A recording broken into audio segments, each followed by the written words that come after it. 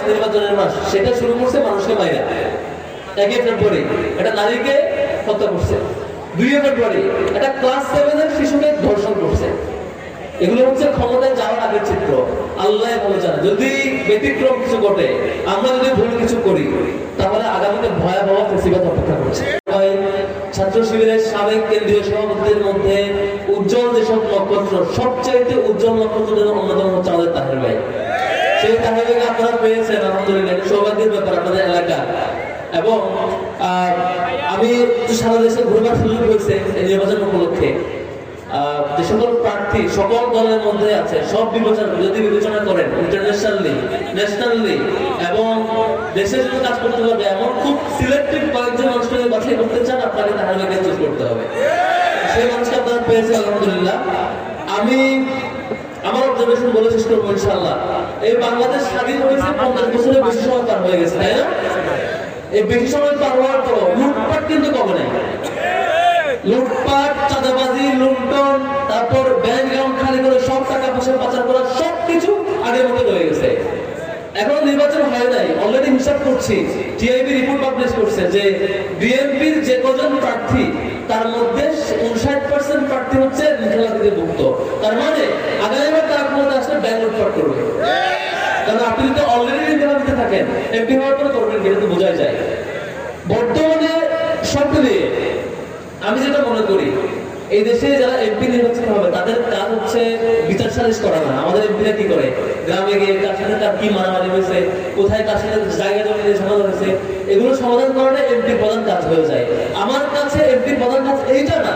এমপির প্রধান কাজ হইল এই দেশের সকল রিসোর্সকে, সকল মানুষকে, এই অঞ্চলের সকল পরিচিত মানুষকে কর্মক্ষম করে গড়ে তোলার জন্য তিনি সক্ষম হওয়া লাগবে।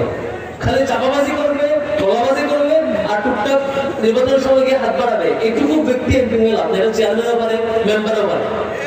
যে এমপি, আমাদের অনেক প্রার্থী আছে না, যে এলাকার মানুষজনকে মাদকের হাত বানায়, এলাকার তরুণদেরকে মাদক উপহার দেয়, বাচ্চাদেরকে বিপদে নিয়ে যায়, শিক্ষা ব্যবস্থা লুটপাট করে ধ্বংস করে, শিক্ষা ব্যবস্থা সামগ্রিক ভাবে ধ্বংস করে যায়। গত 15 বছর দেখছেন কি কি হয়েছে। সামনে এটা হওয়ার সম্ভাবনা আছে যদি আপনারা ভুল সিদ্ধান্ত নেই। আগামী 12 তারিখ খুবই ক্রিটিক্যাল টাইম। আগামী 12 তারিখ আমাদের একটা ভুল সিদ্ধান্তে আপনার বাচ্চা, যে শিশু স্কুলে পড়ে, সে কি বিপদে পরিচালিত হবে? যে যুবক বাসায় আছে, সে কি মাদকে আক্রান্ত হবে? যে শিক্ষা প্রতিষ্ঠান সবচেয়ে উজ্জ্বল হওয়ার কথা ছিল, সেটি কি দুষ্ট লোকের আখড়ায় পরিণত হবে? এই পুরো ব্যবসায়ী এলাকাটা চাঁদাবাজিতে ভরপুর হবে কিনা, সেটা নির্ধারণ হবে আগামী 12 তারিখ, তাই না? আগামী 12 তারিখ যদি ভুল মার্কায় ভোট দেন, ভুল লোককে ভোট দেন, আপনার এলাকায় সেই লোক ফিরে আসবে যে লোক চাঁদা দেওয়ার কারণে পাথর দিয়ে মানুষকে হত্যা করে। আপনি যদি ভুল লোককে ভোট দেন, কাল বাদে পরশু এলাকার সব সম্পদ লুণ্ঠন করে পাঠিয়ে দেবে দেশের বাইরে। আপনি যদি ভুল লোককে ভোট দেন, ভুল লোককে চুজ করেন, দেখবেন আপনার যে শিশু আপনার কোলে বড় হচ্ছে, কাল বাদে পরশু তার হাতে আপনি ইয়াবা দেখতে পাবেন, মাদক দেখতে পাবেন, কিচ্ছু বলতে পারবেন না। কারণ পিছনে এক মোড়ল বসে আছেন যিনি মাদকের পাচারগুলো করেন এবং কন্ট্রোল করেন, তাই তো? আমরা একটু লক্ষ্য করছি। সম্মানিত বন্ধুগণ, খুব বেশি কথা নাই, কথা যেটা একটাই, এবারে নির্বাচন 18 সালের নির্বাচন না, যা মন চাই তাই করতে পারবে, এই সুযোগ নির্বাচনে পাবে না ইনশাআল্লাহ। এই নির্বাচন 8 সালের নির্বাচন না, এই নির্বাচন 26 সালের নির্বাচন। যে 26 সালের আগে 24-এ আমরা লক্ষ্য করেছি হাজার হাজার মানুষ জীবন দিয়েছে শুধুমাত্র এই দেশটা মুক্ত করবার জন্য, এই দেশটা স্বাধীন হওয়ার জন্য, এই দেশটা নতুন করে বাঁচবার জন্য। হাজার হাজার মানুষ আহত, পঙ্গুত্ব, এখন হাসপাতালে রয়ে গেছে, তাদের একটা কমিটমেন্ট আছে। এবার নির্বাচন আয়না করলে তার কখনোই না ফেলে সে নির্বাচন। আপনারা দেখেছেন গতকালকে, গত পরশুদিন টিআইবি একটা রিপোর্ট পাবলিশ করেছে। সেই রিপোর্টটা হচ্ছে যে কত দল কিরকম মারামারি সংঘাত করছে, সেটা একটা রিপোর্ট। তার মধ্যে শতকরা 91 বার মারামারি করছে কে? কে বলেন না, আপনারাই মনে করবো না। 91 বার মারামারি কে করছে? গত জানুয়ারি 31 তারিখ পর্যন্ত 273 জন মানুষকে খুন করছে কে? আপনারা জানেন। এবং আল্লাহর রহমতে ফেব্রুয়ারি মাস, নির্বাচনের মাস, সেটা শুরু করছে মানুষকে মাইরা। 1 ফেব্রুয়ারি একটা নারীকে হত্যা করছে। 2 ফেব্রুয়ারি একটা ক্লাস 7 এর শিশুকে ধর্ষণ করছে। এগুলো হচ্ছে ক্ষমতায় যাওয়ার আগের চিত্র। আল্লাহ ভালো জানে, যদি ব্যতিক্রম কিছু ঘটে, আমরা যদি ভুল কিছু করি, তাহলে আগামীতে ভয়াবহ ফেসিবাদ অপেক্ষা করছে। আমরা ইনশাআল্লাহ এই 24-এর কঠিন কঠিন সময় পার হওয়ার পর যে সময় আমরা আসছি, আমরা ভুল করেও আর কোনো ফেসিবাদকে দেশে আসতে দেবো না ইনশাআল্লাহ। আমরা ভুল করেও আর কখনো এই অঞ্চলকে মাদকের হাত বাড়াইতে দেবো না ইনশাআল্লাহ। আমরা ভুল করেও আমাদের এই অঞ্চলের শিক্ষা প্রতিষ্ঠানকে ধ্বংস করতে দেবো না। আমরা সঠিক লক্ষ্যে চুজ করবো ইনশাআল্লাহ। আপনাদের তাহের ভাই, যাকে আপনার তাহের ভাই হিসেবে চিনেন, সেই তাহের ভাইকে আরো অন্য রূপে ইন্টারন্যাশনাল ফিগার হিসেবে, মুসলিম উম্মার সম্পদ হিসেবে সারা পৃথিবীর মুসলিমরা, সারা পৃথিবীর ইয়ুথরা সেই তাহের ভাইকে চিনেন। আপনারা কি অবমূল্যায়ন করবেন না সঠিক মূল্যায়ন করবেন?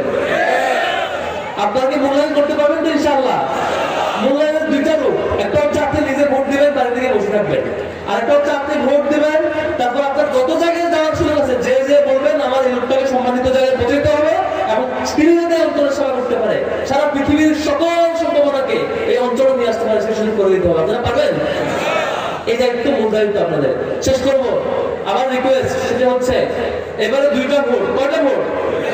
এক নম্বর ভোট হচ্ছে গণভোটে হ্যাঁ ভোট। গণভোটে এই হ্যাঁ ভোট কেন লাগবে?